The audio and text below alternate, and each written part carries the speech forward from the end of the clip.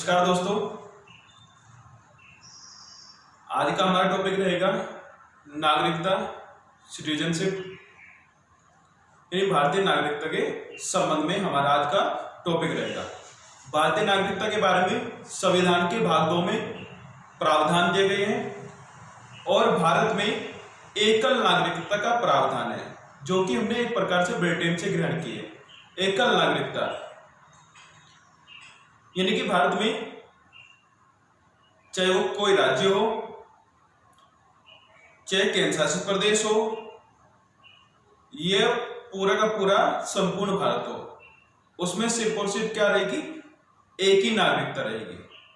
जबकि अमेरिका जैसे देश में दोहरी नागरिकता है, जबकि अमेरिका जैसे देश में कैसी है, दोहरी नागरिकता है। जैसे लॉकडाउन का प्रावधान है, तो अमेरिका के बहुत सारे राज्यों ने स्वयं लॉकडाउन अपना रखा है। लगभग 31 राज्यों ने स्वयं क्या अपना रखा है, लॉकडाउन अपना रखा है। जबकि भारत में राज्यपाल को ऐसा कोई अधिकार नहीं है। यहाँ पर कौन करता है, प्रधानमंत्री इस प्रकार के फैसले लेता है। हालांकि राज्य कर सकता है, लेकिन फिर भी अगर केंद्र सरकार चाहे तो उसे हटा सकती है। ठीक है, यानी कि एक प्रकार से किसके हाथ में, संघ के हाथ में। तो आज हम नागरिकता के बारे में बात करेंगे और नागरिकता संविधान के भाग 2 में दिया गया है। ठीक है, तो टॉपिक क्या है, नागरिकता।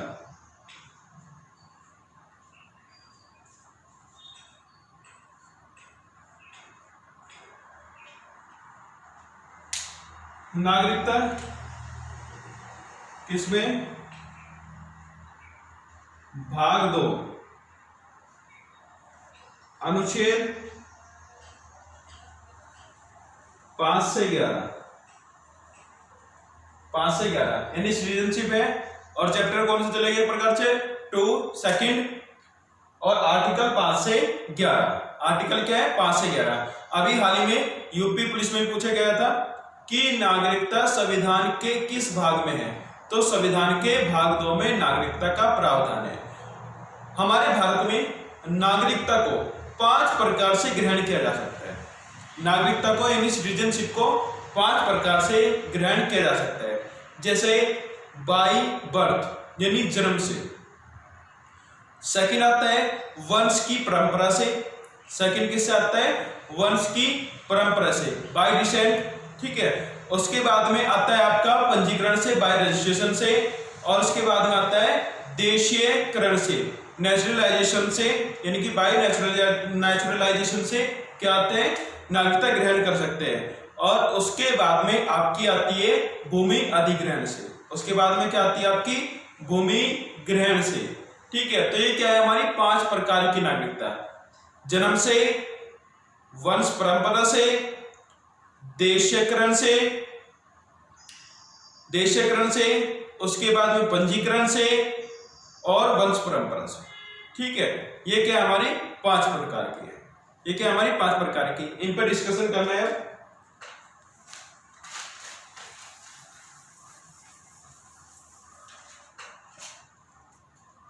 सबसे पहले क्या थी,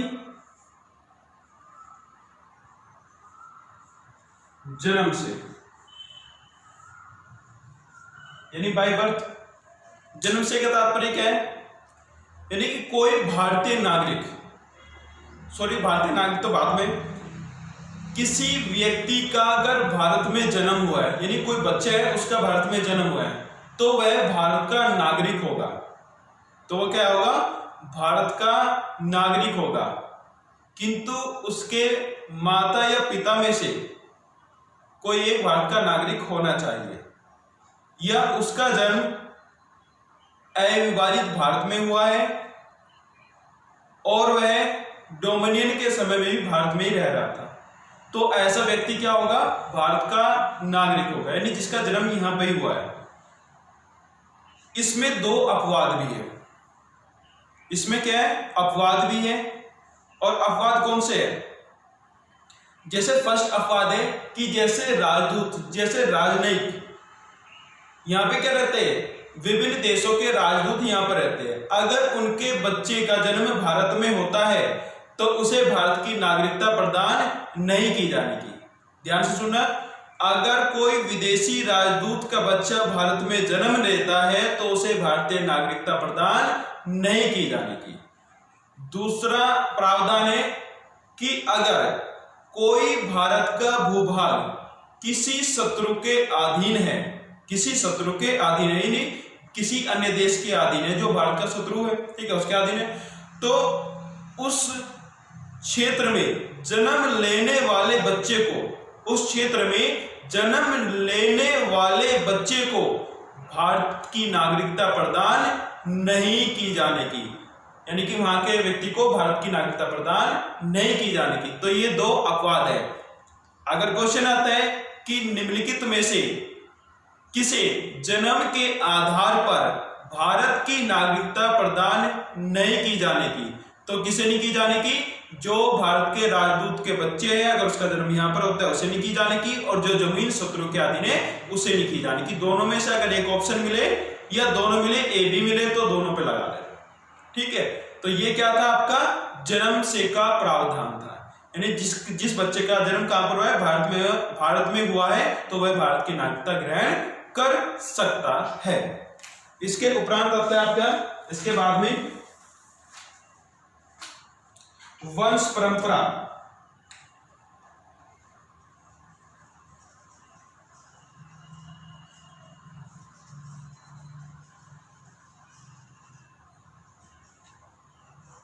क्या आता है? वंश परंपरा। तो वंश परंपरा के अंतर्गत क्या आता है?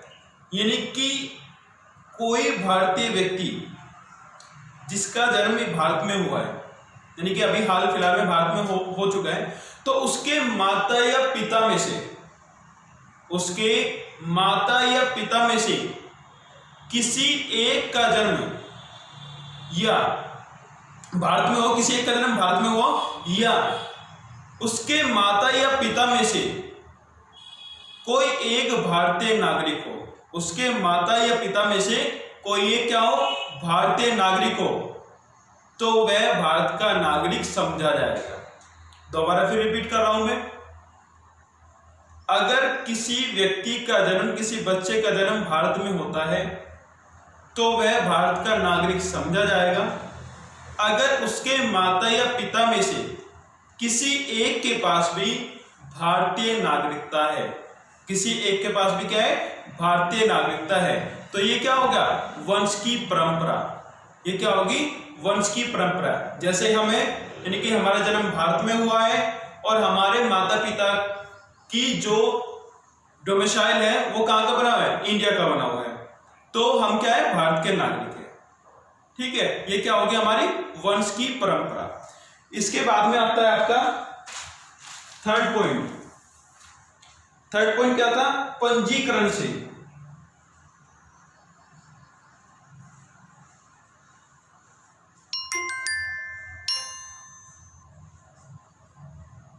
थर्ड पॉइंट क्या है? पंजीकरण से। यानी कि क्या होता है पंजीकरण से?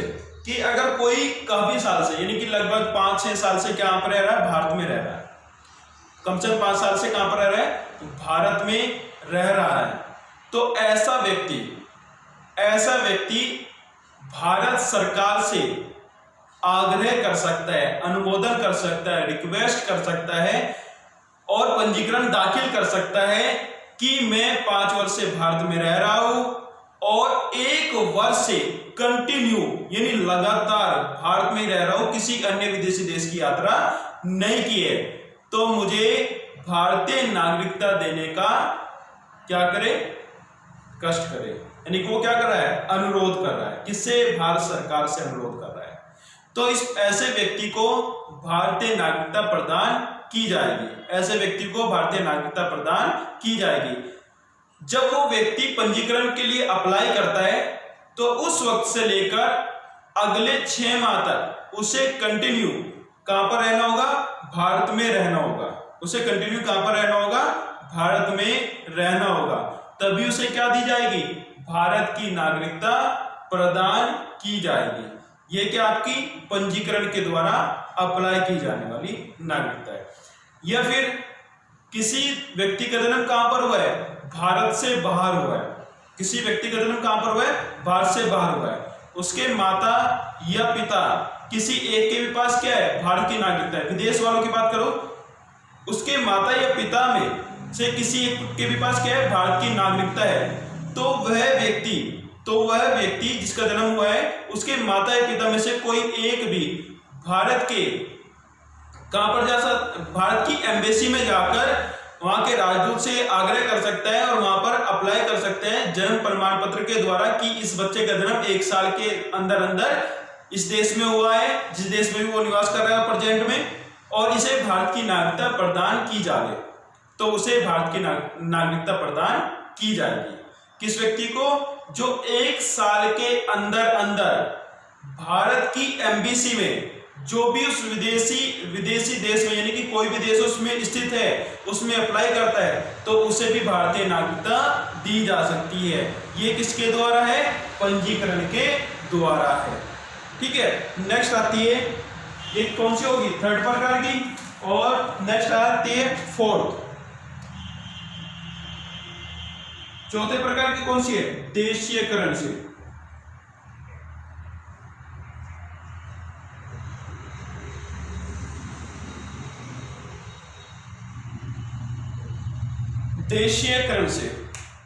देशीयकरण से कौन सी नागरिकता, कैसे नागरिकता मिलती है देशीयकरण से? देशीयकरण से मिलती है, अभी प्रेजेंट में 2019 में क्या चला था? सीए का विवाद चला था, सीए का विवाद चला था, और भारत सरकार ने क्या कहा था कि जो 31 दिसंबर 2014 से पहले यहां पर हिंदू, सिख, ईसाई, जैन, बौद्ध ये धर्म उसमें सीए में लागू किए थे कि जो इस धर्म से ताल्लुक रखते हैं वे व्यक्ति भारत में निवास कर सकते हैं, और अन्य व्यक्ति कहां पर जा सकते हैं? बाहर जिस देश के वे निवासी हैं वहां पर भेजे जाएंगे। ये क्या था? सीए का नियम था। ये किसका था? सीए का। अब इस देशीयकरण में 11 साल से अगर कोई भी बाहरी व्यक्ति भारत में रह रहा है, कोई भी बाहरी व्यक्ति भारत में रह रहा है, तो वह भारत की नागरिकता के लिए अप्लाई कर सकता है। कितने में? 10+1 यानी 11 वर्ष। 11 वर्ष का तात्पर्य कैसा है इसमें 10+1 का? कि 10 वर्ष से तो कंटिन्यू रह रहा है और 11 वर्ष उसे चला हुआ है, यानी 10 साल उसे रहते हुए हो गए हैं, और 1 साल अभी यानी कि आगे 11 साल उसे चला हुआ है। ठीक है, तो ऐसे व्यक्ति को भारतीय नागरिकता प्रदान की जाए। लेकिन जब सीए लागू किया गया तो उस वक्त इसको 5+1 किया गया। उसको क्या किया गया? 5+1 किया गया, यानी 5 साल से भारत में रह रहा है और उसे 6वां साल चला हुआ है। 5 साल से भारत में रह रहा है, उसे 6वां साल चला हुआ है, तो ऐसे व्यक्ति भारत का नागरिक हो सकता है। ये क्या है? हमारे देश में कानून बनाया गया है, कानून लागू किया गया है, तो ऐसा व्यक्ति क्या होगा? भारत का नागरिक होगा। ये क्या है? भारत सरकार ने घोषणा की है, लेकिन ये सिर्फ इसी कानून के लिए लागू होती है 5+1। अन्यथा देशीयकरण में अब भी प्रेजेंट में भी कितना है? 10+1 ही रखा गया है, यही प्रावधान है। इसके बाद में ये क्या होगा? देशीयकरण, यानी कि जो 10 साल से भारत में रह रहा है और 11 साल हो चुके, यानी 10 साल से रह चुका है, 11वां साल उसे चला हुआ है, तो वह व्यक्ति क्या कर सकता है? पंजीकरण कर सकता है। देशीयकरण के द्वारा क्या कर सकता है? पंजीकरण करवा सकता है कि मुझे भारत की नागरिकता दी जावे, क्योंकि मैं 10 साल से कहां पर रह रहा हूं? भारत में रह रहा हूं। 10 साल से कहां पर रह रहा हूं? भारत में रह रहा हूं, इस कारण मुझे भारत की नागरिकता दी जाए। कंडीशन वो भारत सरकार देखेगी कि वो शत्रु देश का नहीं है, या दी जानी चाहिए या नहीं दी जानी चाहिए, वो कंडीशन कौन देखेगी? भारत सरकार देखेगी। उसके बाद में अंतिम आता है आपका 5वां,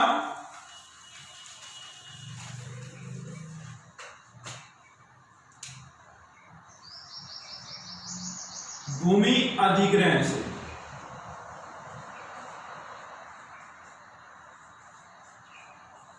ये क्या है? भूमि अधिग्रहण से, यानी कि भूमि अधिग्रहण से तात्पर्य क्या किसका है?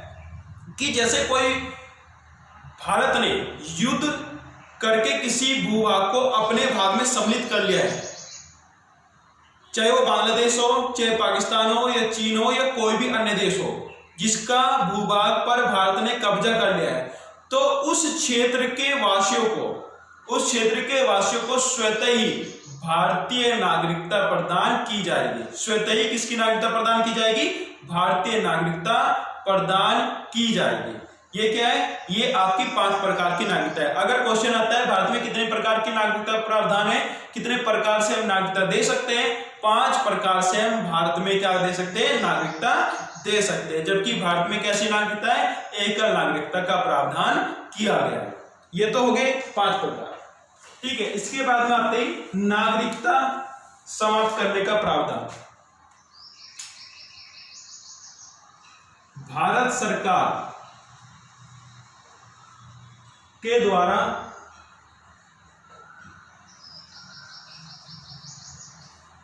नागरिकता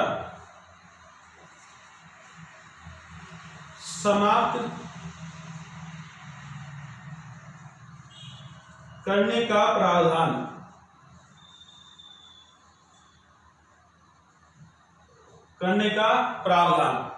कैसे कर सकते हैं? अब नागरिकता समाप्त कैसे हो सकती है, यह सोचने वाली बात है। या तो उस व्यक्ति ने स्वतः ही क्या दे दिया हो? नागरिकता से त्याग दे दिया हो कि मुझे भारत की नागरिकता की आवश्यकता नहीं है, स्वतः दे दिया हो। या कोई व्यक्ति लगातार 7 वर्षों से विदेश में रह रहा हो। 7 वर्षों से, याद रखना क्वेश्चन पे आता कि किसी व्यक्ति की भारतीय नागरिकता समाप्त हो सकती है, यानी कि वो कितने वर्ष तक विदेश में रह रहा है। कम से कम 7 वर्ष से लगातार वो किसी अन्य देश में रह रहा है और वो कभी वापस भारत में नहीं आया है, तो ऐसे व्यक्ति की नागरिकता समाप्त मानी जाएगी। थर्ड पॉइंट आता है कि किसी भारतीय लड़की ने किसी विदेशी लड़के से शादी कर लिए तो उसकी भी नागरिकता समाप्त समझी जाएगी, उसकी भी नागरिकता समाप्त समझी जाएगी। फिर आता है युद्ध के दौरान किसी भारतीय व्यक्ति ने शत्रु देश का साथ दिया हो, किसी भारतीय व्यक्ति ने शत्रु देश का साथ दिया हो तो उसकी भी नागरिकता समाप्त कर दी जाएगी। फिर आता है अगर किसी व्यक्ति ने, ये तो थी शत्रुता की बात, अगर किसी व्यक्ति ने संविधान का अपमान किया है, संविधान की प्रतिष्ठा का अपमान किया है, तो ऐसे व्यक्ति की भी नागरिकता समाप्त की जा सकती है। ऐसे कुल मिलाकर हमारे यहाँ पर 6 प्रावधान दिए गए हैं जिनके द्वारा नागरिकता समाप्त समझी जा सकती है। ऐसे ही है कि किसी ने अन्य देश की नागरिकता ग्रहण कर ली हो तब भी उसकी नागरिकता क्या समझी जाएगी? समाप्त समझी जाएगी। तो आपको 2-3 पॉइंट याद रखने इसमें, या तो युद्ध के समय शत्रु देश का साथ दिया हो, या लगातार 7 वर्षों से किसी अन्य देश में रह रहा हो, या किसी भारतीय लड़की ने किसी विदेशी लड़के से विवाह कर लिया हो, तो उसके अनुसार भारत की नागरिकता समाप्त समझी जाएगी। ठीक है, ये याद रखना आपको। इसके बाद में हम इसके अनुच्छेद की बात कर लेते हैं। 5 से 11 जो अनुच्छेद है हमारे,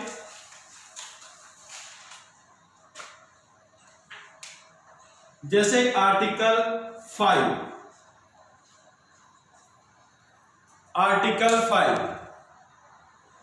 एक प्रकार से जैसे जन्म से है वैसे ही आर्टिकल 5 भी कहता है कि कोई व्यक्ति जिसका जन्म कहां पर हुआ है?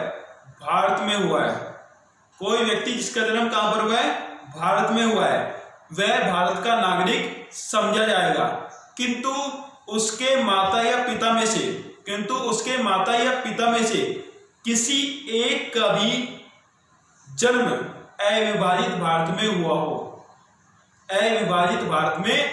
हो, यानी जब डोमिनियन नहीं हुआ था, डोमिनियन 2 स्टेट नहीं बनाए गए थे, तो तब हुआ हो, तब वह भारत का नागरिक समझा जाएगा। ठीक है, ये क्या है? आर्टिकल 5 के द्वारा प्रावधान है। बहुत ही शॉर्ट में बता रहा हूं, क्वेश्चन नहीं आया तक। ठीक है, आर्टिकल 5 पे क्वेश्चन नहीं आया। आर्टिकल 6 और 7 काफी इंपॉर्टेंट है दोनों।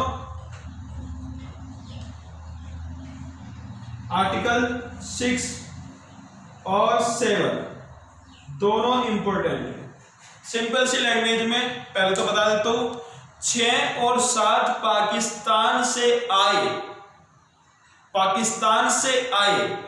ठीक है, याद रखना, पाकिस्तान से आए वे शरणार्थी जो भारत में आकर वापस बसे, उनकी नागरिकता से संबंधित है, उनकी नागरिकता से संबंधित है। आर्टिकल 6 कहता है, आर्टिकल 6 कहता है कि ऐसा व्यक्ति जिसका जन्म अविभाजित भारत में हुआ है, जिसका जन्म अविभाजित भारत में हुआ है, वह भारत का नागरिक होगा, वह भारत का नागरिक होगा, किंतु वह 19 जुलाई 1948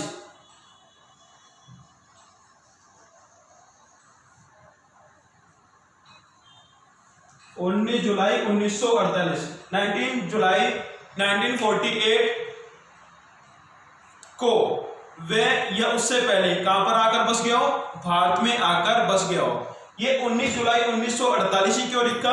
क्योंकि उस वक्त जो शरणार्थी थे उन्हें पत्र दे दिया गया था, यानी पाकिस्तान ने भी पत्र जारी कर दिया था और भारत ने भी, कि जो भारत में आना चाहता है वो भारत में आ सकता है, जो भारत से पाकिस्तान में जाना चाहता है वो पाकिस्तान में जा सकता है। तो इसी वजह से इस डेट को रखा गया है। 19 जुलाई 1948 से भारत में आ गया हो और भारत में रह रहा हो तो ऐसा व्यक्ति भारत का नागरिक समझा जाएगा। डेट क्या है? 19 जुलाई 1948। ठीक है। अब दूसरी बात आती है आर्टिकल 7 की। 1 मार्च 1947 अगर कोई व्यक्ति भारत के विभाजन से पहले भारत में रह रहा हो, ठीक है, यानी कि जब तक विभाजन नहीं होता, क्योंकि 1 मार्च 1947 को विभाजन नहीं हुआ था, भारत में रह रहा हो और जब भारत का विभाजन हुआ उस वक्त पाकिस्तान में चला गया हो, उस वक्त वह भारत तो चले गया लेकिन वो व्यक्ति भी पाकिस्तान में चला गया हो, तो उसकी नागरिकता समाप्त समझी जाएगी। फर्स्ट समझ में आ गया कि उसकी नागरिकता समाप्त समझी जाएगी अगर जब भारत का विभाजन हुआ तब वो कहां पर पहुंच गया हो, पाकिस्तान में पहुंच गया हो। किंतु 19 जुलाई 1948 से पहले, 19 जुलाई 1948 से पहले और संविधान के लागू होने से पहले, 19 जुलाई 1948 से पहले और संविधान के लागू होने से पहले वापस आकर अगर भारत में बस गया हो तो वह भारत का नागरिक समझा जाएगा। यह क्या है? पाकिस्तान की नागरिकता से संबंधित है। आर्टिकल 5, आर्टिकल 6 और आर्टिकल 7 दो को इंपॉर्टेंट लगाना है आपको, मोस्ट इंपॉर्टेंट भी कह सकते हो, एग्जाम में आता है कई बार। आर्टिकल 6 और 7 निम्नलिखित में से कौन सा अनुच्छेद पाकिस्तान की नागरिकता से संबंधित है? आर्टिकल 6 और 7 कोई सा भी एक आ सकता है, दोनों पाकिस्तान की नागरिकता से संबंधित है।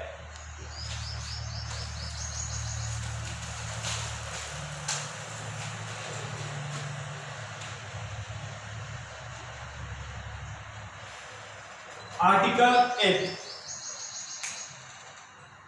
ऐसा व्यक्ति जो विदेश में बसा हो या उसके माता पिता जो पहले से कहां के नागरिक हो, उसके माता या पिता में से कोई एक भारत का नागरिक हो किंतु वह विदेश में बसा हो, किंतु वह कहां पर बसा हो? विदेश में बसा हो, लेकिन नागरिकता किसकी है? भारत की नागरिकता है। तो ऐसा व्यक्ति और ऐसे पेरेंट्स का जो बच्चा जन्म लेता है उसे भारतीय नागरिकता प्रदान की जा सकती है अगर उसने उसके जन्म के, उस बच्चे के जन्म के 1 साल के अंदर अंदर वहां की एम्बेसी में पंजीकरण करा दिया हो और एम्बेसी ने उसे परमिशन दे दिया हो तो वह भारत का नागरिक समझा जाएगा। तो वह क्या समझा जाएगा? भारत का नागरिक समझा जाएगा अगर उसने 1 साल के अंदर कहां पर भारत की एम्बेसी में क्या कर दियो? पंजीकरण करा लियो और एम्बेसी ने उसे परमिशन दे दियो तो वो भारत का नागरिक समझा जाएगा। किंतु उसके माता या पिता में से कोई एक भी भारत का नागरिक होना चाहिए। ठीक है, ये याद रखना आपको। ये क्या कहते हैं? आर्टिकल 8। उसके बाद में आर्टिकल 9, आर्टिकल 10 और आर्टिकल 11, आर्टिकल 9, 10 और 11। आर्टिकल 9 क्या कहता है कि अगर किसी भारतीय व्यक्ति ने विदेश की नागरिकता ग्रहण कर ली है, कहां की नागरिकता? विदेश की नागरिकता ग्रहण कर ली है, तो वह उसकी नागरिकता स्वतः ही समाप्त हो जाएगी। यानी कि दूसरे देश की नागरिकता ग्रहण करते ही क्या हो जाएगी, भारत की नागरिकता समाप्त हो जाएगी। ये किसमें कहा गया है, आर्टिकल 9 में कहा गया है। ठीक है, क्योंकि हमारे यहाँ कैसी नागरिकता है, एकल नागरिकता का प्रावधान किया गया है, तो ऐसे व्यक्ति की नागरिकता स्वतः ही समाप्त हो जाएगी। अगर क्वेश्चन आता है कि किस अनुच्छेद में यह कहा गया है कि किसी भारतीय व्यक्ति ने, जो कि भारत का नागरिक है, अगर उसने विदेशी नागरिकता ग्रहण कर लिए तो उसकी नागरिकता स्वतः ही समाप्त हो जाएगी, तो आर्टिकल 9 में कहा गया है। आर्टिकल 10 नागरिकता में नागरिकता पर विधि बनाने का अधिकार, एक्ट बनाने का अधिकार, कानून बनाने का अधिकार सिर्फ और सिर्फ संसद के पास है, पार्लियामेंट के पास है। नागरिकता में कानून बनाने का अधिकार, विधि बनाने का, एक्ट बनाने का अधिकार सिर्फ और सिर्फ पार्लियामेंट के पास है। ये आर्टिकल 10 कहता है, आर्टिकल 10 कहता है, याद रखना। अन्य किसी के पास ये प्रावधान नहीं है। फिर आर्टिकल 11 कहता है, आर्टिकल 11 क्या कहता है, आर्टिकल 11 कहता है कि भारत की संसद क्या कर सकती है, कानून बना सकती है। ठीक है, संशोधन कर सकती है। किसमें संशोधन कर सकती है, नागरिकता में। कौन कर सकती है, भारत की संसद, भारत की पार्लियामेंट संविधान की नागरिकता में संशोधन करके नए कानून को बना सकती है। जबकि अनुच्छेद क्या कहता है, अधिकार के बारे में कहता है कि किसे अधिकार है, संसद को अधिकार है। जबकि अनुच्छेद 11 क्या कहता है कि संशोधन करके कोई भी कानून भारत की संसद, भारत की पार्लियामेंट बना सकती है। ये क्या है, 5 से 11 तक है। नागरिकता कहां से कहां तक है, 5 से, अनुच्छेद 5 से 11 तक है। नागरिकता का प्रावधान आर्टिकल भाग किसमें दिया गया, भाग 2 में दिया गया है। और हमारे यहां पर किस प्रकार की नागरिकता है, एकल नागरिकता है। ये हो गया। हमने नागरिकता कहां से ग्रहण की है, ब्रिटेन से। एकल नागरिकता प्रावधान कहां से, ब्रिटेन से। कुछ और भी पॉइंट है नागरिकता में, उनका हम जिक्र कल करेंगे। दोहरी नागरिकता का प्रावधान, कुछ छूट के आधार पर कुछ एक्ट के द्वारा दोहरी नागरिकता का भी प्रावधान किया गया है, जिसे और से सिटीजनशिप इंडिया का नाम दिया गया है, दोहरी नागरिकता का नाम दिया गया है, लक्ष्मण समिति के द्वारा दिया गया है। उसकी बात हम कल करेंगे और कल भाग 3 को भी हम लेकर चलेंगे। ठीक है, धन्यवाद। आज के लिए इतना ही। वीडियो को शेयर और चैनल को सब्सक्राइब जरूर करें। धन्यवाद।